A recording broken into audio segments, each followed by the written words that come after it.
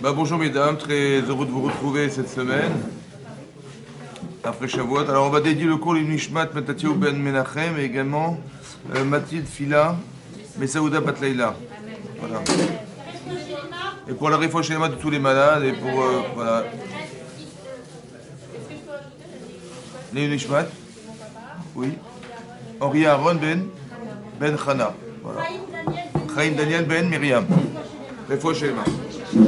Chazak, on y va mesdames, on va démarrer. Donc c'est marqué, on est dans la paracha de Baalotera cette semaine, n'est-ce pas? Et à la fin de la paracha, on traite d'un sujet particulier, qui est celui du rapport entre Moshe Rabbeinu et sa sœur Myriam. C'est marqué, Vaïdaber Myriam, Ve'aron be Moshe Lodot Aïcha, accouché d'Achalakar. Donc on nous parle, Vaïdaber Myriam. Donc Myriam a pris la parole, elle s'est adressée à Aaron, son frère, à propos de sa femme, Achalakar qu'il avait prise, qui couchit Lakar.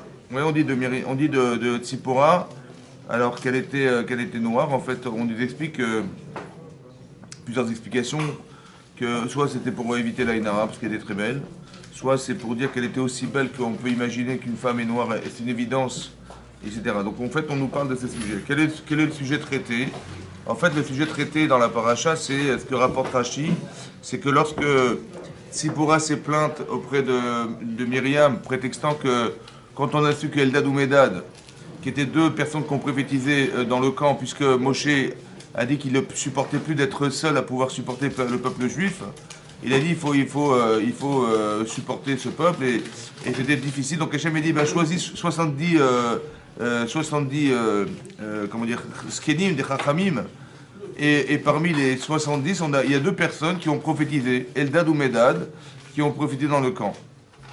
Et qu'est-ce qu'a dit Myriam? Et c'est pour elle, elle a dit, écoute, je plains leur femme. Il dit, pourquoi? Parce que quand on est prophète, on se sépare de son épouse. Il a dit, comment ça on se sépare de son épouse? Et c'est ce qu'elle va dire, mais je comprends pas. Elle va dire la chose suivante, elle va dire, Vayomru Arad Grabe Moshe Diber Hashem. Est-ce que Hashem il parle exclusivement à Moshe Rabbeinu? Ouais, Alogam Banu Diber, Vaishma Hashem. D'accord? Mais même nous, on parle avec Akadosh Baruch Hu. Ça va? Et donc, elle s'est sentie... elle s'est sentie pour mission d'essayer d'aider son frère. Mais Rachid expliquait qu'elle a fait du Lachon Hara. Elle a été racontée à Aaron ce qui se passait dans le couple de Moshe Rabbeinu. D'accord? Parce que sa femme s'était plainte de savoir que son mari s'était séparé d'elle. Et c'est vrai que c'est un paradoxe. Parce que c'est marqué dans la Torah clairement, Lotov et Yot Adam Levado. Ouais, ça n'est pas bien d'être seul. On a souvent expliqué que d'être seul, c'est pas simplement d'être seul, c'est de comprendre qu'on peut réfléchir seul. On peut penser tout seul, on peut décider tout seul, on peut exister tout seul. Et c'est l'otov. Pourquoi c'est l'otov? On a dit que c'est pas bien. C'est pas assez clair. Pourquoi? Parce qu'en fait, on n'existe pas seul. Ça va d'exister, on a expliqué que d'exister, c'est d'avoir une potentialité intérieure qui ne peut se découvrir ou se révéler que par les autres. Ça va? On ne saura jamais qui fondamentalement on est, si ce n'est qu'on partage sa vie avec quelqu'un. D'accord? Et donc cette vérité-là, elle ne se vérifie qu'en couple. Ouais, essentiellement parce que avec des amis, on a un rapport un peu particulier, c'est vrai, d'amitié, mais en fait avec son épouse et avec son mari, on est dans l'expression la plus forte en fait de l'émotion, ouais, parce qu'on partage sa vie ensemble, et donc il y a une forme d'osmose qui doit se créer entre nous, qui va faire que c'est les sentiments les plus profonds, les plus véritables qu'on va exprimer dans son couple, avec ses enfants, dans sa famille. Et donc c'est pour ça que la Torah préconise que l'otov yodanam leado, c'est dans le couple qu'on a dit ça, bien que c'est vrai dans toute forme de relation à l'autre, évidemment, hein, puisque ça n'est pas bien d'être seul. Et comment dire, et dans ce cadre-là, c'était fondamental que ça s'exprime dans ce cadre dans le couple. Et donc s'étonne Myriam, pourquoi Moshe il se sépare de sa femme? C'était pas possible, c'était incompréhensible pour elle, et ça sortit du cadre de la logique du couple de la Torah, quoi. C'est pour ça qu'elle vient, elle s'investit, elle a eu raison a priori, n'est-ce pas? Elle a eu raison. Et donc, on va essayer de voir qu'il existe des nuances. Et qu'en fait, ici, de quoi on parle? On peut avoir un Yetzer Hara qui est Yetzer de mitzvah. On pense qu'on va faire une mitzvah. En fait, on n'y réfléchit pas. Et on ne se rend pas compte qu'on est manipulé quelque part. Et quelque part, on va peut-être faire une avéra en pensant faire une mitzvah. Je vais aller raconter à Aaron ce qui se passe chez mon frère Moshe Rabbeinu. Et Rachid dit bien qu'elle a pensé pour le bien. Et tout ce qu'elle a essayé de faire, c'est faire le shalom dans le couple de son frère, etc. Et quand bien même, c'est reproché. Ça veut dire qu'il y a des finesses, même dans les mitzvot. Je parle même pas des averot. Je parle dans les mitzvot. On pense qu'on va bien faire, On pense qu'on va bien faire, on pense on est dans une bonne voie. Voilà, ça correspond à des critères qui sont des critères qui sont pour nous des critères de cachère, qui sont évidemment cachères. Et finalement, on se rend compte que finalement, on a eu tort de penser comme ça. Donc c'est important de voir dans cette paracha quelque chose qui est d'une finesse. Il y a des finesses dans les termes. Ouais, c'est pas, il y a des finesses, il y a des sensibilités qu'on doit avoir et qu'on cultive parce qu'on doit se méfier de tout ce qu'on peut imaginer. D'accord ? À un certain niveau, bien entendu. Hein. Ici, on parle d'un niveau très élevé, celui de Moshe Rabbeinu, c'est un niveau très élevé. Et donc, qu'est-ce qui va se passer ? Donc, elle va raconter à Aaron ce qui s'est passé. Et donc, elle va dire, qu'est-ce qu'elle va dire en fait ? Elle va prétexter disant, mais si Hachem, il a parlé à Moshe Rabbeinu, et c'était vrai qu'il fallait se séparer de sa femme, parce qu'on est prophète, donc il y a quelque chose de spécial qui fait qu'on doit se séparer de sa femme ou de son mari, Hachem, il n'a pas parlé seulement à Moshe, il nous parle aussi également. Et dès l'instant où il nous parle, si Hachem, il ne nous a pas dévoilé quelque part qu'il fallait se séparer de son mari ou de sa femme, c'est que quoi, à votre avis? Hein? Ben, il ne peut pas mentir, Moshe Rabbeinu. D'accord? Il ne peut pas mentir, donc quoi? C'était évident qu'il devait le faire. Ben, si c'est évident, il n'y a pas de reproche à faire, alors. Elle n'a rien à faire. Donc, or, ici, elle s'investit pour essayer de combler ce manque dans son couple, à son frère. Donc, qu'est-ce qu'elle a imaginé? Si, Bémet, il fallait se séparer de sa femme, donc Hachem, il nous aurait informé. Donc, j'ai interrogé Aaron, il m'a dit, j'avais de la vie. Ouais. Et moi-même, jamais de la vie, il m'a jamais demandé de me séparer de mon mari. Donc, Elle pense que c'est un excès de zèle de Moshe. exactement, donc Moshe invente. Mais c'est très grave. Vous comprenez pourquoi c'est très grave? Parce que dès l'instant où on remet en cause la capacité que le Rav il a d'inventer des lois, d'inventer des choses, où il remet tout en cause, il remet toute la Torah en cause. C'est ça la gravité du Lachon Hara. C'est-à-dire que des fois on peut penser bien faire, mais on ne se rend pas compte que quand on dit une chose pareille à un certain niveau, c'est-à-dire au fait de remettre en cause l'autorité rabbinique de Moshe Rabbeinu, quelque part c'est très grave. Ça veut dire qu'on est en train de faire quelque chose qui va désacraliser la relation avec le Rav ou avec Moshe Rabbeinu. Et peut-être qu'il invente des choses, et peut-être que la Torah qu'il nous a donnée, elle est inventée, vous comprenez jusqu'où ça va? Ça veut dire qu'inconsciemment, on peut introduire inconsciemment je parle bien, parce que quand on entend le discours, on dit, on entend un problème de couple, voilà ce qu'on entend. Mais il faut savoir que votre cerveau, il n'est pas simplement capable d'analyser ce que vous savez, mais même ce que vous ne savez pas. Ça veut dire que votre cerveau, il est capable de penser, ouais, inconsciemment, aller beaucoup plus loin dans le raisonnement que ce que vous pensez. Par exemple, on a vu dans la Gemara de Rosh Hashanah, la Gemara dit que une halakha qui est marqué dans le Shulchan Aruch, qu'on n'a pas le droit de sonner du chauffard à Rosh Hashanah avec une corne de vache. Ça va? Il faut absolument une corne de bélier. Absolument. C'est une halakha. Pourquoi? La Gemara explique pourquoi. Parce que en catégore n'a assez sanégore. En français, ça veut dire qu'un accusateur ne peut pas être un défenseur. En quoi la corne de vache est une accusatrice? En quoi? Alors le Rav Dessler explique pourquoi. Il dit parce que votre cerveau, quand il voit la corne de vache, il voit vache, il pense veau. Et quand il pense veau, il pense veau d'or. Et quand il pense veau d'or, il pense faute. Ça veut dire qu'il y a une chaîne d'enchaînement, en fait, qui est inconsciente. Ça va?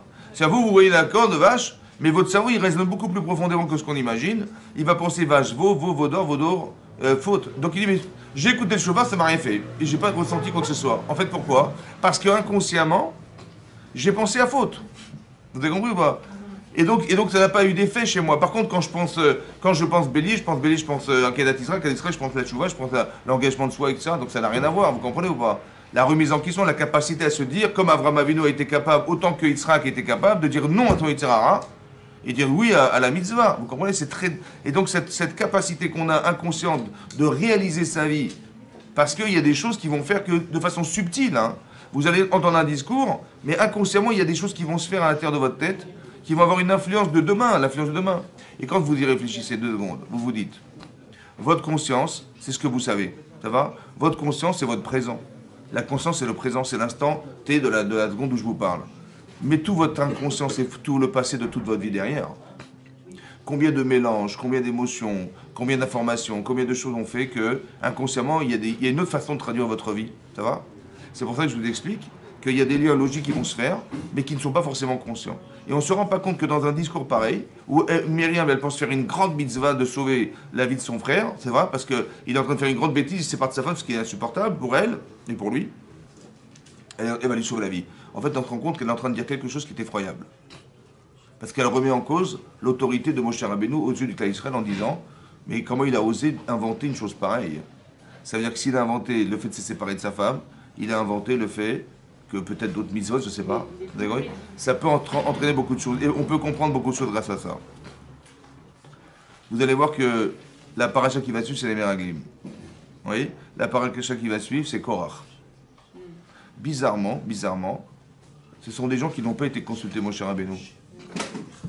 Ils ont été parlés au peuple en disant, voilà, on a vu, vous savez, on vous a décrit ce qui se passe en Israël, il y a des géants, ils vivent dans des villes fortifiées, sur des montagnes, Amalek, qu'on connaît, on a dû faire la guerre contre Amalek, vous vous rappelez Amalek, c'était difficile de faire la guerre contre Amalek, ben, il se trouve là-bas, etc., etc. Donc des choses impossibles à surmonter.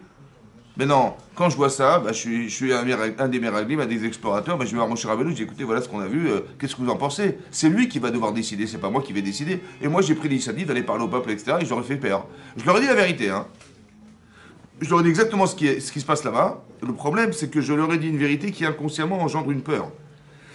Et cette peur va engendrer le fait qu'on ne puisse pas rentrer en Israël. Et le fait qu'on ne puisse pas rentrer en Israël, ça va alimenter l'Yetzirah à l'encontre de ce qu'Hachem aurait voulu que soit. Ou de nous empêcher de réfléchir, parce que quand on a peur, on ne peut pas réfléchir. Mais quand on ne réfléchit pas, qu'est-ce que ça veut dire? Ça veut dire que tu savais pertinemment que s'il y a des géants en Israël, nous on est comme des sauterelles, hein, vous avez compris? Quand ils ont dit on est Aïnou Be'enem Kachagavim, on était aux yeux de ces géants comme des sauterelles. Vous êtes des sauterelles, mesdames, ça va? Vous arrivez en Israël avec votre petite épée, d'accord? Votre petite aiguille là-bas, et vous venez comme ça faire la guerre contre des géants. Vous allez pouvoir faire la guerre, on peut faire la guerre contre des géants? On peut faire la guerre contre des géants? Non. Et Hachem, il le sait qu'on ne peut pas faire la guerre contre des gens? Donc pourquoi il nous a mis là-dedans? Puisque physiquement, c'est impossible de faire la guerre. C'est impossible. Impossible. Qui c'est qui va vouloir se battre? Vous imaginez, on était comme des... Imaginez-vous, vous avez une sauterelle à vos pieds là-bas, et vous êtes le géant. Mais qu'est-ce qu'une sauterelle peut faire? Impossible. Vous comprenez que c'est impossible. Il n'y a pas de solution physique. Donc, on a souvent expliqué, quand il n'y a pas de solution physique, c'est une invitation à laisser faire Hachem. Là, on a réfléchi. Mais quand on nous fait peur, on n'a pas le temps de réfléchir, vous comprenez? Surtout si on a envoyé ces Meraglim parce qu'on ne sait pas exactement ce qui s'y passe en Israël, vous comprenez ou pas? Donc qu'est-ce qu'ils vont vous dire, les gens qui vont partir? Ils vont vous dire ouais, tout va bien, ou ils vont vous rassurer en vous disant vous avez bien fait d'avoir peur, à votre avis? La deuxième. Parce que si tu me dis, bah tiens, je vais aller dans le Bronx, je ne sais pas si on avait prévu d'aller dans le Bronx, aller manger au restaurant. Ouais, tu sais, je sais pas, qu'est-ce que t'en penses? Je dis, bah attends, je vais quand même aller vérifier. Je vais pas aller vérifier ce qui va te faire plaisir, hein. Je vais surtout aller vérifier ce qui te fait peur, c'est vrai ou pas? Donc quand je dis à des gens, allez voir ce qui va se passer là-bas, évidemment qu'ils vont pas nous dire ce qui va se passer de bien. Donc on est déjà sous l'influence de dire, de répéter, de dire des vérités qui vont dire, heureusement que vous nous avez envoyé, parce que ça aurait été un massacre, hein, je vous le dis tout de suite. Mais je me rends pas compte qu'inconsciemment, je suis en train de dire l'inverse de ce qu'Hachem aurait voulu. Vous comprenez ce que je veux dire? Je leur ai dit la vérité, mais je leur ai fait peur. Mais c'est pas ça qu'on aurait voulu que ce soit, vous comprenez ou pas? Et comme en vérité on a pris les meilleurs, parce qu'on a choisi sur le tas les meilleurs du clan Israël pour aller vérifier ce qui se passe en Israël, ben nous qui sommes les moins meilleurs, on va dire, ben évidemment qu'on va écouter les meilleurs.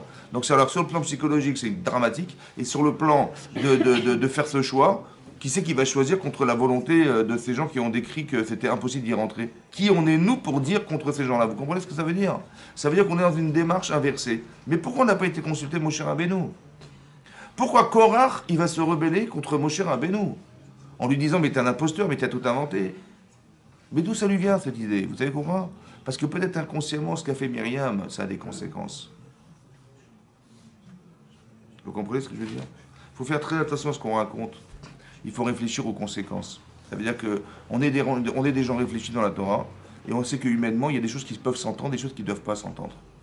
C'est pour ça qu'il faut faire très attention quand vous parlez à vos enfants, quand vous parlez autour de vous. Faire attention, des fois il y a des gens qui vont dire voilà, moi je veux que les enfants c'est des très grandes tzadikim, et tout leur soir je leur raconte une histoire sur un tzadik tous les soirs. Et ça fait 2 ans que je leur raconte tous les soirs, ça veut dire que je leur ai raconté 1000 histoires, quoi. Bon. Vous savez ce qui va se passer? Mais je dis mais moi je l'ai fait parce que je voulais que mon enfant il soit un grand tabitracha, mais je leur raconte des histoires extraordinaires. J'ai compris, mais tu te rends compte de ce que tu fais? Le gosse il a 8 ans, il en pousse ça, il dit maman.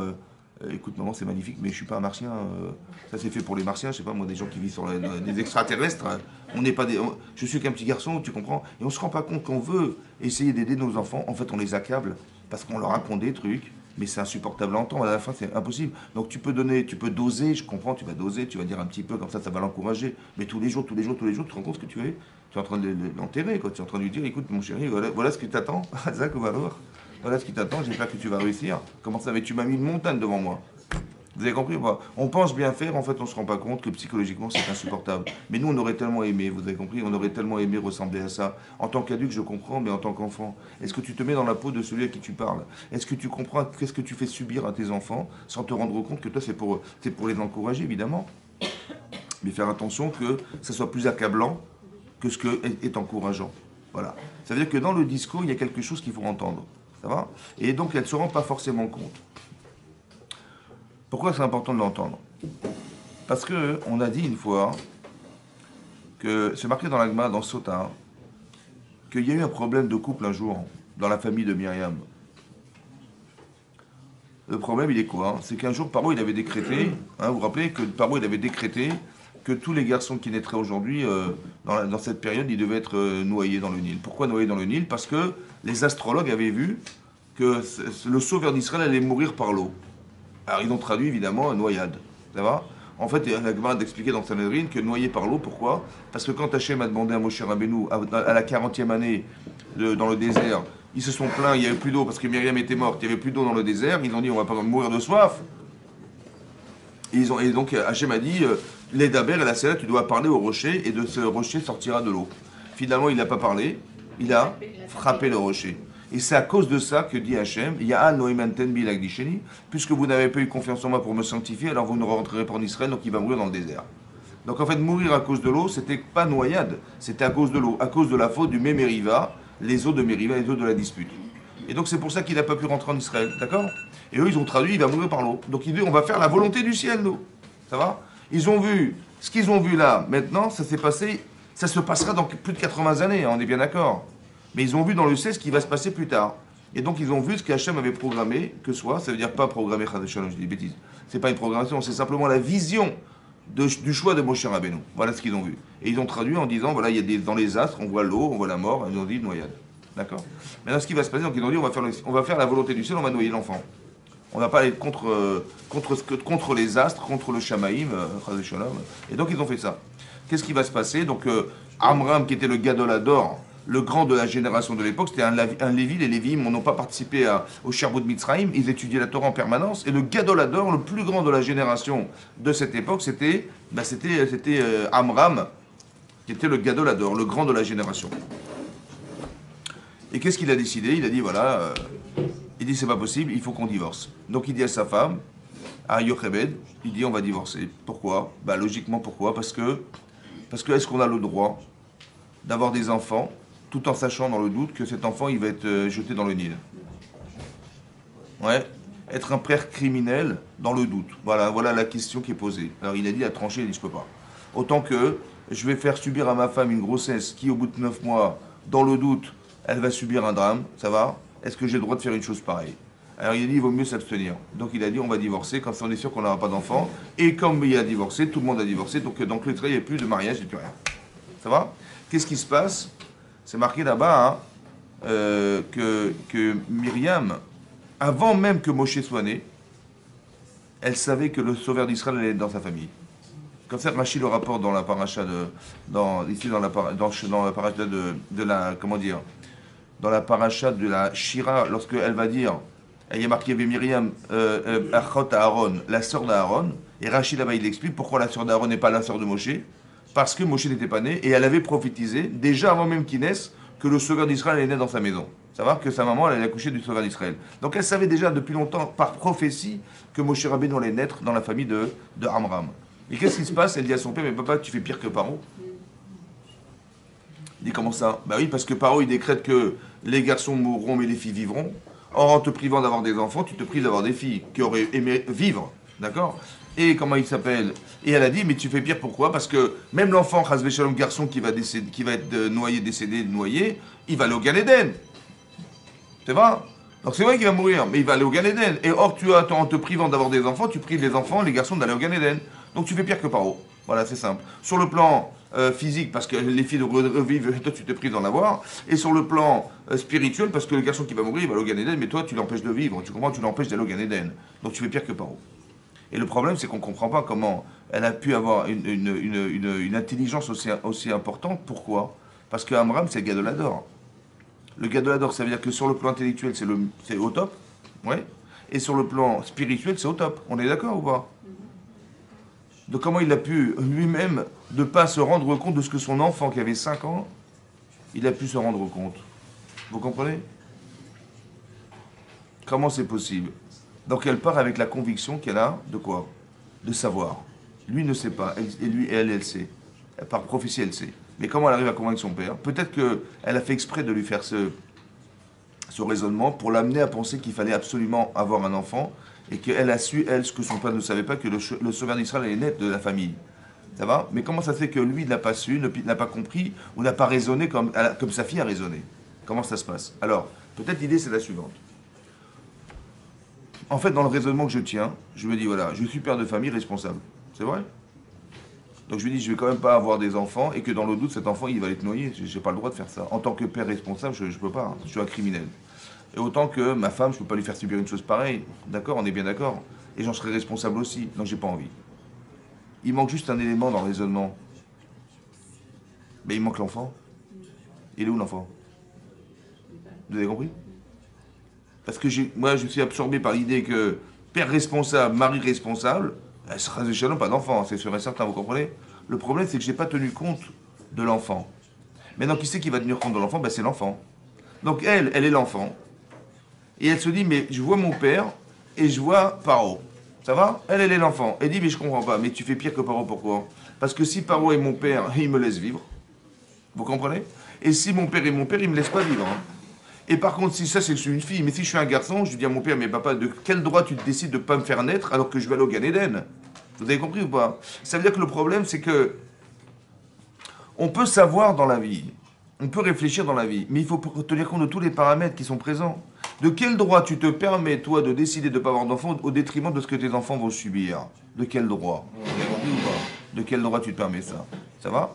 Tu décides des choses pour toi, mais quand tu réfléchis, tu vois que tu t'enfermes dans une bulle où tu te retrouves seul, en fait. Ça va? Sans tenir compte des paramètres qui vont faire que ton enfant, il a peut-être un mot à dire quand même. Ça va? Et lui, il n'a pas envie de subir tes choix, parce que toi, tu as des frustrations, parce que toi, tu te sens responsable, parce que je sais pas quoi. Mais attention, moi, je veux vivre. Donc fais abstraction de tes intérêts personnels dans l'intérêt que je veux vivre. Et c'est qui pense ça? C'est Myriam. Donc ça veut dire que Myriam, elle a réconcilié son père et sa mère. Et pas seulement réconcilier son père et sa mère, que par la prophétie qu'elle a eue, elle a permis à Moshe Rabbeinu de vivre. Est-ce que vous comprenez ce que ça veut dire, ça? Vous comprenez ce que ça veut dire, ça? Ça veut dire qu'elle a pris, elle a comment dire, pris sur elle, à l'âge qu'elle avait en tant qu'enfant, et qu'elle avait le devoir de respect de ses parents, quand bien même de remettre en cause son père, et de faire en sorte que la réconciliation qu'il a pu avoir avec sa mère, ça a permis à Moshe Rabbeinu de vivre. Donc quand elle voit Moshe Rabbeinu, elle dit, il est là grâce à qui? Quand on a reçu la Torah, c'est grâce à qui? Vous avez compris ou pas? Un, c'est grâce à moi, et deux, c'est grâce à la névoie. Ma prophétie. Et monsieur le prophète, il décide de séparer sa femme sous prétexte de prophétie, mais il fait les mêmes erreurs que mon père. Vous avez compris ou pas? Il a décidé de se séparer de sa femme, il fait exactement la même erreur que mon père. Donc est-ce que vous êtes bien, comment vous réfléchissez? J'ai mis, il fait des gaffes. D'accord? C'est-à-dire qu'il y a des émotions qui vont se mêler dans votre tête, qui vont faire que il fait la même erreur que mon père. Ça va? Et comment Mina Shamaim, j'ai su ça? Parce que je me balade et je rencontre ma belle-sœur et elle me raconte voilà ce qui se passe dans son couple. C'est pas Mina Shamaim, ça? Franchement. Hein? Ah, c'était Mina Shamaim que j'ai su. Au départ, que Moshe devait naître. 2, Mina Shamaim, j'ai dit à mon père qui fait une grande erreur. 3, Mina Shamaim, j'ai eu raison et j'ai une satisfaction extraordinaire parce que j'ai réconcilié mon père et ma mère et on a eu Moshe Rabbeinu et grâce à ça, mais tout est vrai. Vous avez compris? Tout est vrai ou pas? Les émotions, elles sont vraies ou pas? À un certain moment, il faut se rendre compte que des fois, c'est faux. C'est dingue, hein? Ça veut dire que tu as fait des comparaisons. Tu as comparé ton père avec Moshe Rabbeinu. Ça veut dire des fois, il faut faire attention. Que le Yetzirah, il se déguise avec des petits péotes, comme ça, vous avez des petits péotes, il vient, il vous dit, mais vas-y, fonce, fais-le, vas-y. Mais évidemment que c'est vrai, il a raison, c'est logique. Et j'ai une telle satisfaction à l'intérieur de moi-même que je dis, mais je fonce, bien sûr que je vais le faire, évidemment. Minash Shamaim. Et Dieu, il m'a proposé ça, mais une mitzvah entraîne une autre mitzvah, et je vais encore réconcilier mon frère, c'est super ou pas? Juste que j'ai pas compris la différence. Ou peut-être j'ai pas eu envie de réfléchir à la différence. Parce que le désir, il est tellement énorme que si je réfléchis, est-ce que peut-être mon frère, il n'est pas comme mon père, je vais me priver de ce plaisir et j'ai pas envie. Ça va? Ça veut dire que le Yetzirah, il peut nous masquer la vérité sous prétexte de satisfaction personnelle parce qu'on va encore faire une mitzvah. Vous comprenez ce que je veux dire? Vous avez compris ça?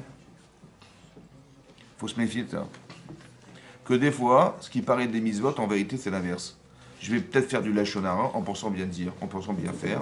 Et ça, ça veut dire ça, c'est les pièges des tzadikim, ça, vous comprenez ou pas? Ça veut dire qu'il y a des petites nuances qu'il faut faire savoir faire. Mais ça, pour ça, il faut de la hirat shamaim. Ça va? C'est pour ça que dans le texte, je vais vous lire le texte de la Torah. Regardez ce qui est marqué dans la Torah. C'est marqué la chose suivante. À la suite de ça, donc Hachem il entend ce que dit Myriam à son frère Aaron. Vaishma Hachem. Donc Hachem écoute. Et donc qu'est-ce qui se passe? C'est marqué Veaish Moshe. Et c'est là qu'on dit de Moshe Rabbeinu. Anav Mi'od, il est très très humble, Moshe Rabbeinu. Mikol Adam. C'est l'homme le plus humble de tous les hommes, Asher Alpin Adama, qui s'est trouvé sur la terre. C'est-à-dire que ce problème-là, en vérité, il est révélateur de l'humilité de Moshe. Pourquoi? Moshe Rabbeinu, il aurait dû se scandaliser de ce qui se passe. Parce que tout ça n'est pas inventé, Chad Veshalom, vous comprenez? Quand il y a eu Korah qui s'est rebellé contre lui, prétextant que c'était un imposteur, il a tout inventé. Là, il a dit, écoute, c'est simple, c'est ou tu as raison ou tu vas mourir. Donc quand c'est comme ça, en général, on dit, bon, ça va, on peut rigoler, c'est bon, ça va, on peut rigoler. Bon. Et là, il a dit, non, il était sûr de lui, il est mort. C'est-à-dire, la terre s'est ouverte, il a été enterré. Mais ça veut dire qu'on peut tomber dans des pièges pareils, par conviction personnelle, en pensant qu'on a raison et que Moshe s'est trompé. Vous comprenez ce que je veux dire? Donc là, Moshe intervient pour Korah. Mais là, il n'intervient pas ici pour Myriam. Pourquoi il n'intervient pas? Et pourquoi la Torah nous parle dans la Shonara familiale? Pourquoi le problème de de ce qui va être révélateur de l'humilité de Moshe Rabbeinu, c'est un problème familial, entre frères et sœurs? Oui? Parce qu'en général, entre frères et sœurs, il y a une forme de familiarité. On se permet de dire, on se permet de, sans tenir compte du respect qu'on a des autres. Mais il a un tel respect pour sa sœur. Il a tellement pas envie de dire qu'il est différent de son père ou d'elle-même, de sa sœur, qu'il n'oserait dire. Vous avez compris ce que je veux dire? L'humilité. Ce qu'elle a fait, c'est grave ou pas? Parce qu'elle a remis en cause sa crédibilité aux yeux du clan Israël. Vous comprenez que c'est très très grave ce qu'elle a fait ou pas? Mais moi, quand je vois ça, je suis le clan chez mon cher, je me dis, mais elle est folle ou quoi? Mais elle se rend pas compte de ce qu'elle raconte là. Elle est en train d'inventer elle est en train de dire que j'invente des choses. C'est très grave, vous comprenez ça? Donc le premier réflexe, c'est de s'énerver. Anav. Est-ce qu'il manque de personnalité, mon cher Rabbeinu? Non. Ça veut dire que la Nava, c'est pas de s'effacer. Parce que quand ça va pas, il le dit clairement. Hein. Le Vaudor, vous avez vu que Aaron Cohen, il n'a pas réussi à arrêter le Vaudor. Moshe, il a réussi à arrêter le Vaudor. Donc c'est un homme qui a une personnalité. Quand à Hachem, il va dire, écoutez, ils ont fait le Vaudor, je vais détruire le Israël. Il a dit, écoute, si tu fais ça, tu m'effaces. Ça va? Je ne veux pas voir mon nom dans ton livre. Ça veut dire qu'il a une personnalité, Moshe Rabbeinu. Mais là, il s'efface carrément. Ça veut dire que quand il s'agit de lui, zéro. Vous avez compris ou pas? Quand il s'agit d'Hachem, il va se rebeller, il va faire la guerre. Mais quand c'est lui qui est remis en cause, parce qu'on dit de lui, je sais pas quoi de lui, il s'efface. Pourquoi il s'efface? Pourquoi c'est quoi la Hanava ici? C'est quoi l'humilité de Moshe Rabbeinu? Comment c'est traduit dans la vie? Comment pourrait-nous comprendre ce genre de comportement? Parce que tout ce qu'il est, Moshe Rabbeinu, c'est grâce à qui? C'est grâce à Hachem. Hachem. Est-ce que je peux m'enorgueillir? Tout ce que vous faites dans la vie, d'accord? D'abord, tout ce que vous êtes, c'est Hachem. On est d'accord ou pas? Tout ce que vous êtes, c'est Dieu qui vous l'a donné. Vous n'avez rien choisi, on est bien d'accord. Vous n'avez rien choisi. Tout ce que vous avez, vous l'avez subi. Tout ce que vous êtes, vous l'avez subi. D'accord? Tout ce que vous êtes. Ça veut dire votre intelligence, votre couleur de peau, votre taille, votre environnement. Tout ça, c'est Hachem qui l'a choisi ou pas? Qu'est-ce que vous avez fait avec? Là, vous avez décidé. Mais ce que vous avez décidé, c'est ce qu'Hachem vous a donné. Et ce qui existe autour de vous, qui vous a permis de décider, c'est Hachem qui l'a créé. C'est vrai ou pas? Donc on est quoi? Hein? On n'est que d'avoir fait le choix. Baruch Hashem. Vous avez compris ou pas? C'est énorme ça ou pas? C'est rien. Mais c'est rien du tout. Vous avez fait le choix. Donc quand on dit ouais, mais il va dire mais comment tu oses parler de moi? Mais on n'a rien à voir tous les deux. Vous avez compris? Ça se fait pas parce que j'ai compris que tout ce que je suis n'est que le choix. Même la prophétie de Moshe Rabbeinu, c'est un don d'Hachem. Bien sûr qu'il a fait un travail sur lui-même. Mais il a décidé, il a compris que ça ne se faisait pas, où il avait des midotes, qu'il a travaillé. Donc tout ce qu'il a fait en vérité, c'est de mettre en place tout ce qu'Hachem il avait créé en lui. Mais c'est qu'un petit choix qu'il a fait. En vérité. J'ai un petit choix. C'est que d'un choix, vous avez compris? On ne va pas demander contre la planète, on ne va pas demander de construire l'univers. On m'a dit de faire le choix de tu manges cachère, tu manges pas cachère. Tu te maries avec tel fille, tu ne maries pas avec tel fille. C'est ça qu'on m'a demandé de faire, c'est tout. Donc de réfléchir et de décider. C'est tout. Voilà ce que j'ai fait. Voilà ce que j'ai fait dans ma vie. Mais c'est ce que je vous explique. Donc comment je peux avoir l'audace de dire à ma sœur, mais comment tu oses parler de moi, ce moi-là? Vous avez compris le moi-là? C'est ça l'humilité. J'ai compris, mais ce que je vous explique, que l'humilité qu'on devrait avoir, c'est de comprendre que tout ce que vous avez, ça vient d'Hachem. Donc est-ce que je peux est-ce que je peux. C'est comme si votre frère vous a donné 10 milliards d'euros. Ça va? Maintenant vous avez 10 milliards, il dit mais comment ça 10 milliards? Mais t'as que 3 milliards. Je dis comment ça te donne? Mais non, mais j'ai 10 milliards, je te répète 10 milliards. Mais qu'est-ce que vous avez fait pour les avoir? On vous les a donnés. Vous avez compris, c'est un don, tout ça c'est des dons, on nous donne. Donc on ne peut pas se vanter de ce qu'Hachem a fait pour moi. Je dis je suis ça parce que. Mais non. C'est Dieu qui a choisi, donc il a choisi ces personnes. C'est vrai on a été choisi parce qu'on est en adéquation avec ce qu'Hachem espérait de soi. C'est vrai. Mais c'est un choix, c'est tout. C'est qu'un choix. Maintenant on a choisi, alors on dit, ok, il n'y a pas de problème. T'as compris? Et donc c'est pour ça qu'on a été. Parce qu'on a été. On a choisi, alors on a été choisi. Parce qu'on a choisi, alors on a été choisi. Maintenant, je ne peux pas être orgueilleux des choix d'Hachem. Vous comprenez ce que je veux dire? Comment? Oui. Ça, c'est l'erreur qu'elle a faite. Mais est-ce que ça, c'est l'erreur. Mais est-ce que je me rebelle contre ce qu'elle dit? Oui, par rapport au fait à mon statut de roi. J'ai compris. Alors là, on voit, c'est ça, Ranav. C'est que même ça, il n'y a pas. Vous avez compris ou pas? Pourquoi il n'y a pas? Pourquoi il n'y a pas? Je vous explique. Bien sûr qu'elle lui doit Kavod. Évidemment, vous avez raison à 100%. Seulement, lui, il est tellement Ranav que dès qu'on parle de lui, il n'a pas envie de se justifier.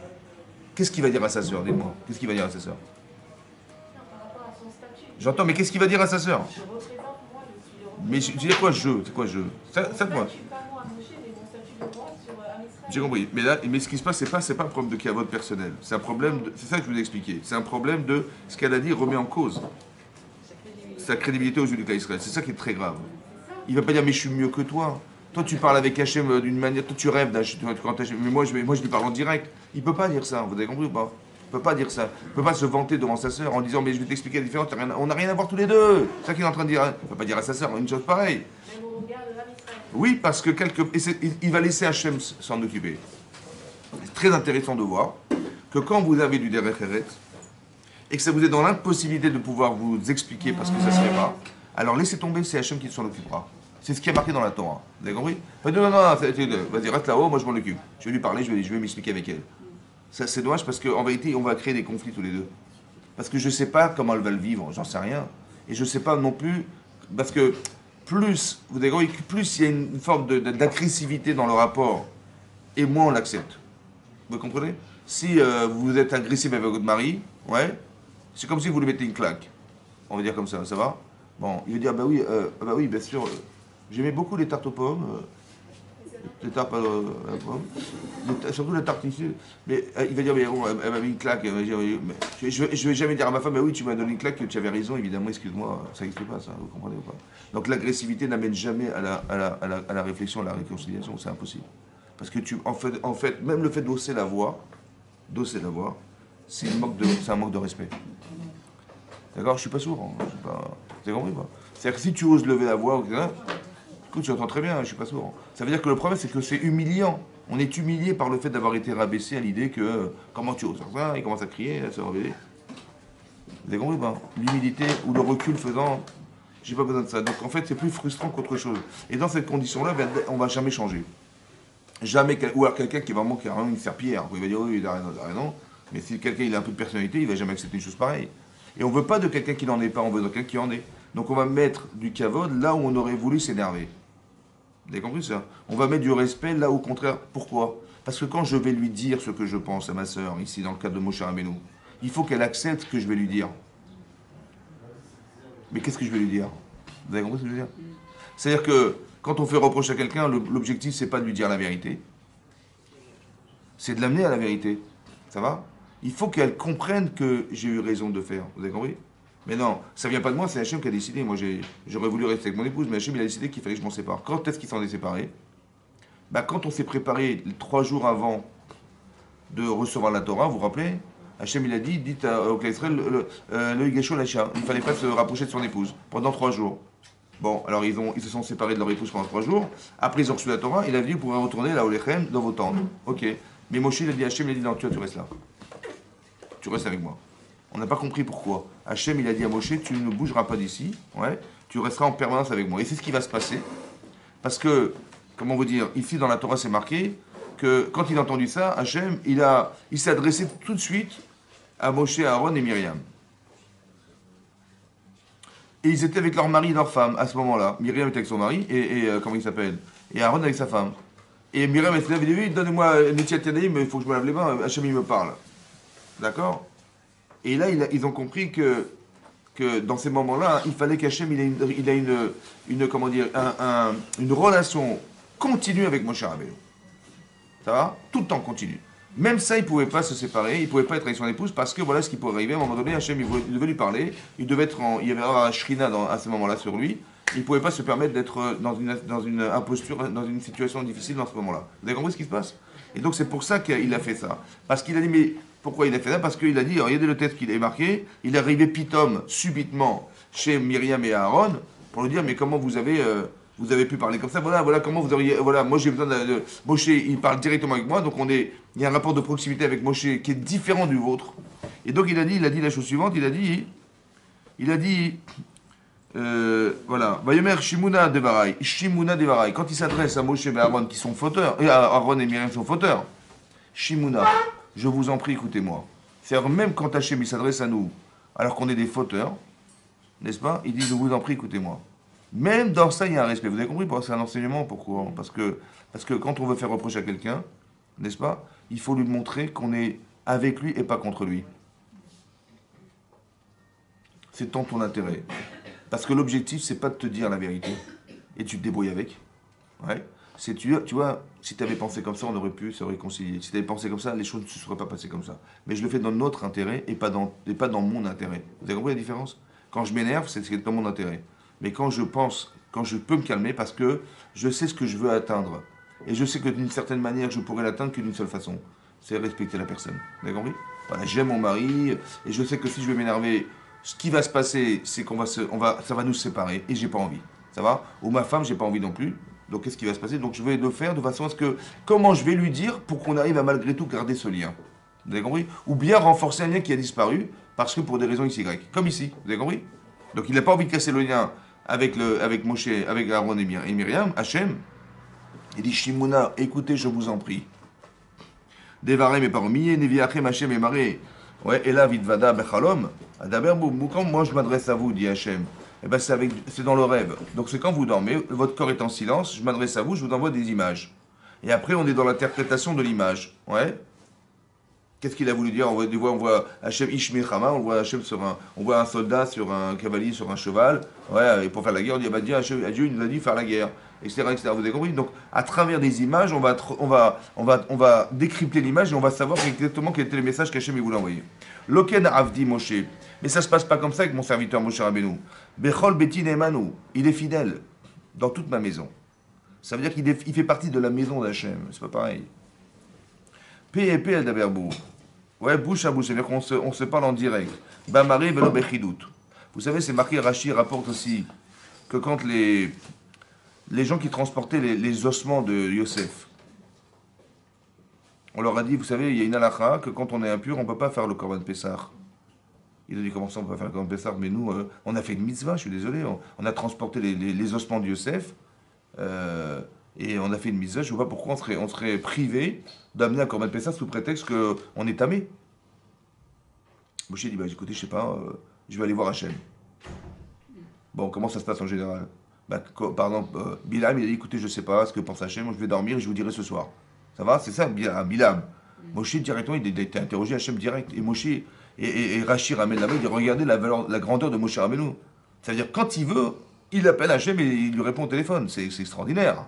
Vous avez compris? À la différence de tous les autres qui font des rêves, qui attendent qu'ils prient toute la journée pour espérer qu'Hachem il va venir en rêve leur dire ce qu'il pense d'eux. Vous avez compris? Il dit donc vélo bechidout, mais pas avec des comment dire, des chidout, c'est des comment ça s'appelle en français? Hein? Des chidout, non. Chidout, c'est des. On va essayer comment dire, c'est comme des rébus, quoi, des choses à décrypter, quoi. Ou Tmunat Hashem, ouais, Yabit. Ou alors des. Yabit, Madoua lo yiritem les daber. Ouais, ou des images, d'accord? Madoua, il leur dit Madoua lo yiritem les daber. Pourquoi vous n'avez pas eu peur de dire Be'avdi Be'moshe? Be'avdi, dans mon serviteur, Be'moshe Moshe. Bien sûr que Rashi relève, il dit bah, si c'est contre Moshe Rabbeinu, bah, c'est mon serviteur. Et si c'est mon serviteur, c'est Moshe Rabbeinu. Mais c'est quoi la différence entre les deux? Madoua le Yeritem les d'ailleurs, vous n'avez pas eu peur de parler. Vous avez vu qu'il y a une différence entre moi, entre Moshe Rabbeinu et vous, n'est-ce pas? Il y a une différence en termes de prophétie. Donc si tu avais tenu ton raisonnement en disant mais nous aussi nous parle Hachem, si vous étiez équivalent, j'aurais compris. Parce qu'on est pareil, je vois pas pourquoi il aurait interdit à Moshe de rester avec sa femme et nous, il n'aurait pas interdit de rester avec notre mari et notre femme. Si on était équivalent, j'aurais compris. Mais vous n'êtes pas équivalent. Donc tu aurais dû te savoir que vous n'êtes pas les mêmes. Et ça aurait dû t'interroger. Madoua lo yeritem et daber. Pourquoi tu n'as pas eu peur de réfléchir et de te dire mais on n'est pas la même chose? Peut-être que la différence se justifie parce que Moshe il est spécial. Peut-être, non? T'as pas eu peur de dire? Vous avez compris? La peur de dire, ça veut dire quoi la peur de dire? Ça veut dire de dire mais si on était équivalent, j'aurais compris. Mais comment tu as cru que vous étiez pareil? Ça va? Ravdi Moshe, ça c'est logique. Donc déjà Moshe il est spécial. C'est vrai ou pas? Mais en plus il est mon serviteur. Autrement dit, si tu avais raison, que Moshe il a eu le temps de séparer de sa femme, Hachem il aurait continué à lui parler ou pas? Oui. Il s'est trompé, Moshe Rabbeinu. D'après toi, il s'est trompé. Donc il n'aurait jamais vu de séparer de sa femme. Il a fait une avéra ou pas? Il a fait une avéra. Puisque c'est ça que tu prétextes. Donc s'il est en faute, est-ce qu'Hachem va continuer à lui parler? Or il lui parle. Donc c'est toi qui t'es trompé. Parce qu'il est resté mon serviteur. Vous avez compris? Donc si tu avais été logique, tu aurais dit mais j'ai fait une erreur. Vous avez compris? Pourquoi tu n'as pas eu peur, un, de te comparer à ce qui n'est pas comparable, et deux, de ne pas avoir été logique, de te dire mais c'est bizarre parce qu'il est en faute, comment Hachem continue à lui parler, je ne comprends pas. Vous avez compris ou pas? C'est-à-dire que si tu réfléchis, tu peux échapper au Yitzer. Tu peux échapper aux erreurs. Il faut simplement être lucide. Vous avez compris? Ça veut dire qu'il faut se rendre compte. C'est comme si on voulait nous apprendre à nous dire. Hein? Oui, c'est tout un travail. Il faut se travailler pour cette mission. En fait, le problème, c'est qu'on ne doit pas être victime de ses besoins et de ses désirs. C'est ça le problème. Vous avez compris? On ne doit pas être victime. Victime, ça veut dire que j'ai tellement envie, c'est super, que la cavote. Mais fais attention, hein. Parce que des fois, tes ambitions, elles peuvent te pousser à faire des erreurs. Comme ici. Vous avez compris ou pas? C'est subtil, il faut faire attention. Oui? Comme j'ai très envie que mes enfants ils soient comme ça, j'ai dit compris, mais est-ce que tu as vu la nature de tes enfants? Est-ce qu'ils sont capables d'accepter ce que tu entreprends ou ce que tu espères d'eux?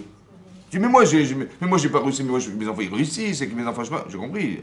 Mais ne fais pas de tes enfants ce que toi, tu espères, tu es arrivé d'être, tu comprends? Parce que regarde d'abord et analyse. Pourquoi tu n'as pas peur de faire des erreurs? Parce que peut-être tu vas leur gâcher leur vie, j'en sais rien. Ou peut-être qu'ils ont d'autres vocations que celles que tu avais envisagées toi, madame, parce que tu avais décidé que... Vous avez compris ou pas? Faire attention, mais c'est pour leur bien, vous comprenez? Et on fait tout pour leur bien. Mais alors, des fois, on ne se rend pas compte qu'on les étouffe. On ne se rend pas compte qu'on les empêche d'exister. Des fois, on ne se rend pas compte qu'ils ont peut-être d'autres réalités en tête et que eux, par respect pour leurs parents, ils vont faire ce que leurs parents ils ont décidé de faire d'eux. Mais non! Il faut faire attention à ça, il faut faire attention, oui. Ou comme on peut avoir des ambitions de couple extraordinaires, ou alors des choses qui sont au-delà de la limite de ce qu'un homme pourrait supporter, une femme pourrait supporter, on va lui imposer à madame ou à monsieur nos perspectives de Torah, qui ne sont pas forcément adaptées à la personne parce qu'elle n'est pas faite pour ça. Et nous, en pensant bien faire, on fait l'inverse, vous avez compris? Mais en pensant bien faire, vous avez compris? Faites attention, etc. C'est-à-dire, on peut être très très religieuse, par exemple, et de voir que son mari, mais il n'est encore rien par rapport à ce que j'espère de lui. Et on peut l'engager dans un chemin qui n'est pas du tout adapté, parce qu'il n'est pas du tout fait pour ça, ou pas du tout adapté à la dimension qu'on avait imaginée de lui. Regardez, analysez, Madoua le Yeritem Ledaber, après tu n'as pas eu peur de dire. Regarde à qui tu as affaire, regarde à qui tu... Ou l'inverse, ouais. Où il m'impose des choses qui sont pas supportables parce qu'il me demande des choses qui sont... je suis pas faite pour ça, ouais. Et pour l'instant, je suis pas faite pour ça, ou bien je serai jamais faite pour ça. Et donc, il a un degré d'exigence qui, pour moi, est insupportable. Pourquoi tu n'as pas peur de dire? Tu peux lui expliquer, tu dis, mon chéri, t'es gentil, mais c'est pas possible, ouais. Aujourd'hui, c'est pas possible. Bien sûr que j'espère qu'on va y arriver, mais aujourd'hui, c'est pas possible. Ou bien ça ne sera jamais possible. Parce que tu as un niveau d'exigence qui n'est pas possible. Donc, l'intelligence, c'est d'adaptation. L'intelligence, c'est de s'acclimater. C'est ça. Madoua lo yeritem et daber. Pourquoi vous n'avez pas eu peur de dire? Vous avez compris ce qui se passe? Voilà. Et ça, et lorsqu'on est dans cette réflexion-là, oui, c'est très important que vous compreniez que dans cette réflexion-là, on peut éviter beaucoup de pièges. Parce qu'en fait, on est ma'amine, vous comprenez? Donc tout ce qui nous arrive, on dit, ben, c'est minesh shamaim. Et des fois, il y a des minesh shamaim qui sont exactement l'inverse. Vous avez compris? Et nous, on pensait bien faire, en fait, c'est l'inverse. Un petit peu comme, vous avez Yosef, il est en prison. Ça va, ça fait 10 ans. Bon, 10 ans, c'est pas 10 jours. Hein. 10 ans, c'est pas 10 mois. 10 ans, dans un bord, dans un trou, dans un puits, quoi. Je sais pas, vous imaginez ce que c'est qu'un puits? Pendant 10 ans de sa vie, il est là-bas enfermé dans un trou. Bon, bah, j'imagine qu'il attend qu'une chose, c'est de sortir de là. Hein. Donc, et puis il a une grande émouna, hein, parce que, comme il s'appelle Yosef, c'est un grand Mahamine, hein, c'est un vrai croyant. Hein. Et donc, qu'est-ce qu'il fait? Il prie tous les jours, j'imagine, pour sortir de prison. Qu'est-ce qui se passe? Un jour, il y a deux ministres du roi qui arrivent. Je sais pas, vous êtes comment ça se réfléchit, ça?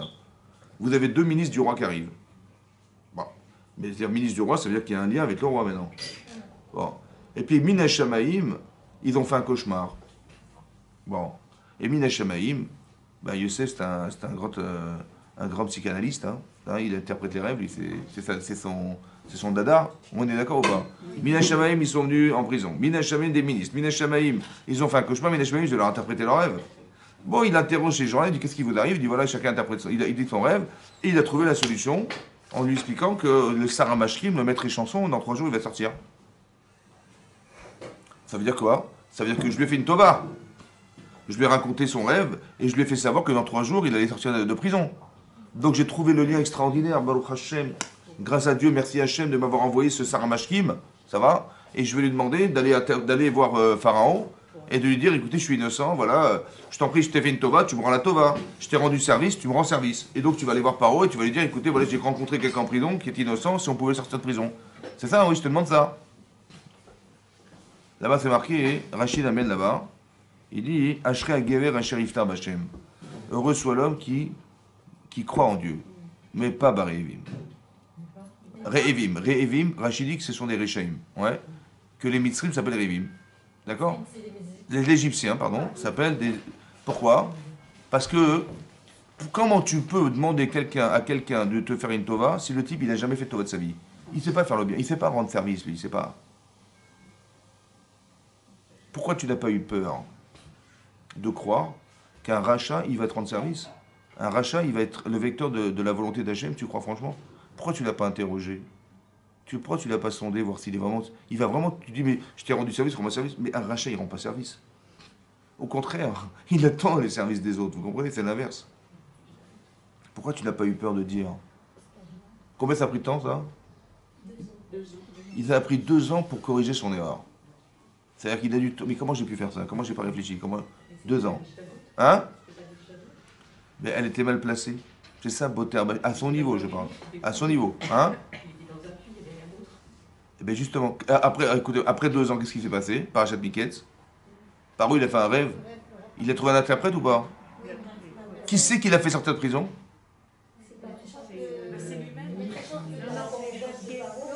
C'est Paro. Pour dire, mais si tu as confiance en moi... Mais j'ai tous les pouvoirs, Hachem. Donc c'est Paro qui va te téléphoner. Vous avez compris ce que je veux dire? C'est-à-dire qu'au niveau de Yosef, il devrait avoir un bitachon d'Hachem à 100%. On a soufflé à Paro. Il y avait quelqu'un dans la prison qui pourrait interpréter. Qui c'est qui l'a envoyé ce type-là? Donc il dit, t'inquiète pas, si tu dois sortir, j'ai tous les moyens. C'est bon, pourquoi il a passé 10 ans? Ben parce qu'il devait arriver à ce niveau de confiance en Dieu extrême. Maintenant, s'il avait été capable... Donc, maintenant, je vous pose une autre question inversée. Si c'est comme ça, pourquoi Hachem il a envoyé ces 2 Sarah Mashkim là? C'est une épreuve. Mais pourquoi faire? Pourquoi faire? Tester quoi? Mais quoi? Qu'est-ce qu'il devait faire? Comment ça se comprend? Comment vous allez comprendre quoi? Pourquoi il a amené Hachem? Pourquoi faire? Tester Maïmouna, mais pourquoi faire? C'est quoi? Ils vont venir et je vais interpréter le rêve et je vais dire quoi? Et je vais dire quoi? Il m'a dit, voilà, je vais sortir. J'ai compris qu'il va sortir dans 3 jours. Donc j'ai très bien compris qu'Hachem, il m'a dit, bah, dans 3 jours, tu es sorti de prison. C'est ça ou pas? C'était pas ça! Alors c'est pourquoi il les a amenés, alors pourquoi faire? C'est peut-être pas Hachem qui les a amenés. C'est le Yessara aussi. Mais c'est Hachem qui fait tout ça, mais tout ça, c'est Hachem. Mais pourquoi il a fait ça, Hachem? Pour le tester, vous pensez? C'est-à-dire quoi? Tester quoi? C'est une Son bitachon. Mais il fallait faire quoi? Dites-moi ce qu'il fallait faire. Il fallait faire refuser, il fallait faire quoi? Il fallait, je sais pas, il fallait dire que c'est pas eux qui allaient faire tout. Prouver que c'est seulement Hachem qui allait tout décider. Mais ça veut dire que... Mais c'est frustrant ou c'est... On va dire que c'est rassurant de le savoir ou c'est frustrant de le savoir? Non, moi je vois les types arriver. Moi je me suis... Attendez, je suis dans l'angoisse totale. Ça fait 10 ans que je suis en prison et je vois 2 types qui arrivent. C'est rassurant de le savoir. Est-ce que j'ai envie de m'angoisser en disant non, c'est peut-être pas eux? Ben non. Vous avez compris le Yetzer ou pas? Il m'a doué à l'oïr. peut-être que tu dois te dire ça. Et donc j'ai dit, on ne sait jamais, peut-être c'est pas les messagers d'Hachem. Je vais interroger. Le type il me dit, je suis arrivé au pouvoir, j'ai tué tous les types qui étaient avec moi, je les ai tous tués, et voilà, je suis au pouvoir. Je ne vais pas demander à un type pareil de me sauver. Mais qu'est-ce que ça va créer chez moi? Mais par une frustration. Oui, non. Et donc bah, il y a un manque ici. J'imaginais que c'était lui, c'est pas lui finalement. Vous savez ce que ça va faire? Je vais décupler mon désir de demander à Hachem de me sortir de là. Ça veut dire qu'Hachem, en temps normal, je dis bon voilà, ça fait longtemps que j'attends tous les jours, je prie la même chose, en fait, toujours. Et j'attends. Mais là, j'ai été frustré de savoir que c'était pas lui. Alors j'ai compris qu'il n'y a que Hachem qui peut me sauver. Vous avez compris? Ça veut dire qu'il aurait dû être un booster de volonté de me faire sortir de prison. C'est pour ça qu'Hachem il a envoyé, et pas à l'inverse, en pensant que, pourquoi? Parce qu'il a envoyé un rachat, mais j'aurais dû vérifier. Mais je parle à niveau de Yosef, mais pour vous expliquer, hein? C'est humain. Je veux dire, nous on voit quelque chose comme ça qui arrive, on dit merci mon Dieu, quoi. Il est pas là, je vais pouvoir sortir parce que voilà, il est là.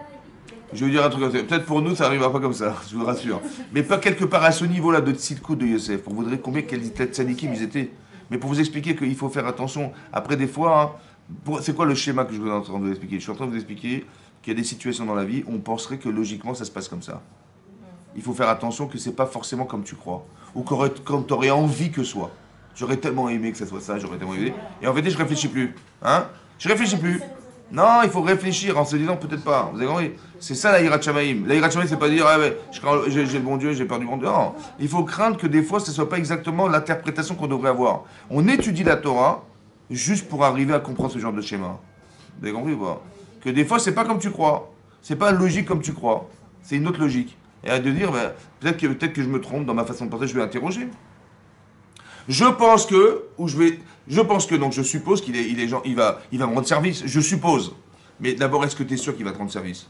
Entre supposer que et l'interroger en voyant que finalement c'est pas ça, mais j'ai peut-être pas envie d'y penser, parce que si j'y pense et que c'est pas ça, c'est catastrophique. Oui. Donc intérieurement, en vérité, je me dis, mais j'ai pas envie d'interroger, donc j'ai pas envie de me mettre dans une situation difficile, donc je vais forcément pas l'interroger, ça va? En vérité, je devrais dépasser ça en me disant, non, mais c'est un Kiddush Hashem qui va faire Hashem, parce qu'il va me sauver d'ici. Donc je vais le laisser, je vais voir comment il va me sauver. Vous avez compris? Voilà. Il va me sauver, c'est sûr. Mais comment il va faire, j'en sais rien. Il va rester que c'est comme ça que ça se passe. Vous avez compris ce que je veux dire? Alors ça veut dire qu'on n'a pas besoin de demander à certains de nos camarades ou nos amis quelque chose, c'est Dieu qui nous enverra tout. Ça, c'est vous avez un bitachon top du top. Hein. Mais on n'est pas là. C'est comme je vais l'expliquer un truc. Je vais expliquer un truc. Là, on nous tire dessus. D'accord? On nous tire dessus avec des obus. On a envoyé 3000 obus. Ça va? Bon. Maintenant, on nous a envoyé des 3000 obus. 3000 obus. Je ne sais pas si vous vous rendez compte du massacre que ça aurait pu faire. Hein. Bon. On dit, grâce à Dieu, on avait le dôme de fer. C'est vrai ou pas?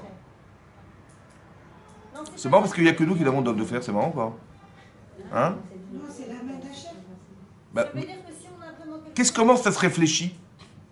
Il y a des gens qui vont dire, mais attendez, il n'y a pas eu de mort chez vous, vous avez massacré, vous avez envoyé, attention quand vous tirez, faites attention, pas blesser les enfants quand même. C'est-à-dire, nous, on nous demande de faire gaffe, mais eux, ils tirent à l'aveugle, on leur dit rien, vous avez compris? On vient nous dire à nous, mais faites attention, j'ai pas compris, mais au lieu de me dire à moi de faire gaffe, tu peux pas leur dire à eux d'arrêter, non? Ben oui. Ah non, ben non, non, eux, c'est normal, ils vous tirent dessus, c'est normal, hein. Vous êtes des colons, vous êtes des machins. C'est le monde à l'envers, quoi. Mais c'est-à-dire que, qu'est-ce qu'il a fait Hachem, en fait?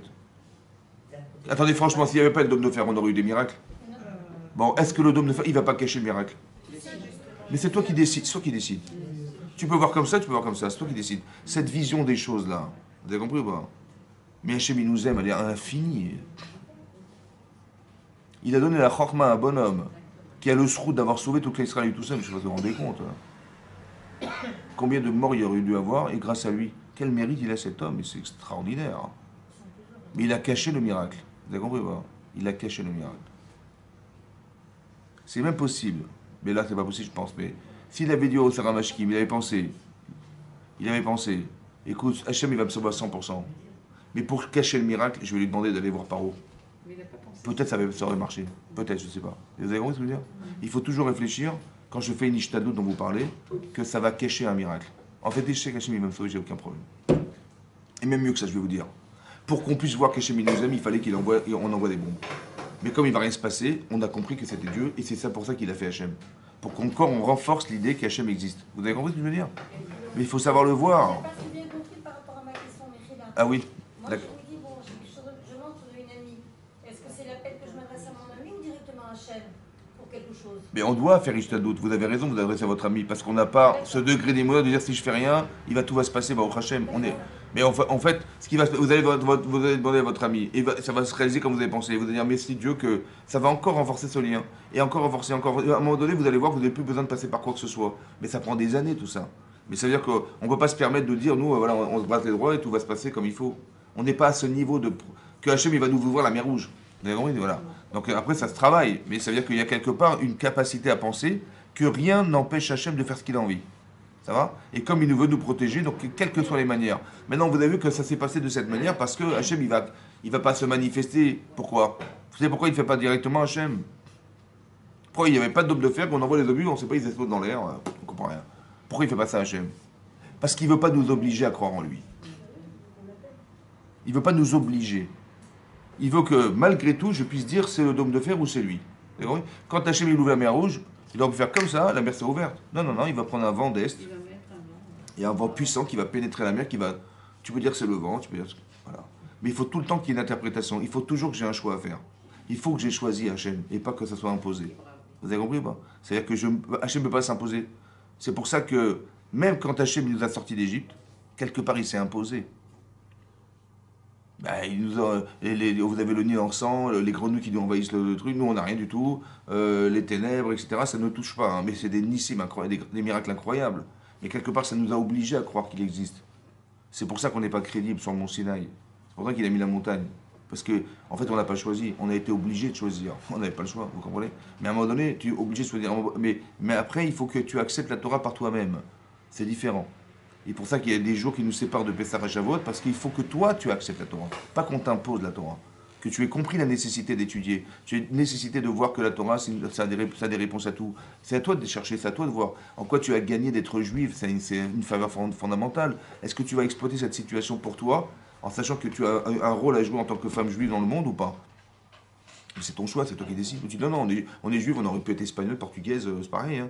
Non, c'est pas une identité, c'est simplement définir que tu as une force en toi, tu as une neshama spéciale, tu as une force spéciale, tu as un privilège extraordinaire. Alors, ne sois pas négligente. Ça va, exploite ce que tu es, voilà, en sachant que. Mais ne tombe pas dans le piège de parce que je suis quelque chose, alors j'existe des gens ou je ne sais pas quoi. Non. Il faut savoir avoir l'humilité de ce que nous sommes. C'est ça ici qu'on apprend aussi. Vous avez vu, il n'a pas été dire à sa soeur, mais de quoi? Non, je sais pas qu'est-ce que tu racontes là? On n'est pas pareils tous les deux. Non, c'est pas de mon ressort, je m'efface. Mais ça, c'est Hachem qui va s'en occuper. Vous avez compris? On n'a pas besoin de rentrer dans ces conflits-là familiaux, parce qu'Hachem va s'en occuper. Vous avez compris? Parce qu'on doit avoir l'humilité de ce qui se passe. Quand c'est possible, on doit le faire. Ouais, mais quand c'est pas possible, il y a Hachem qui va s'en arranger.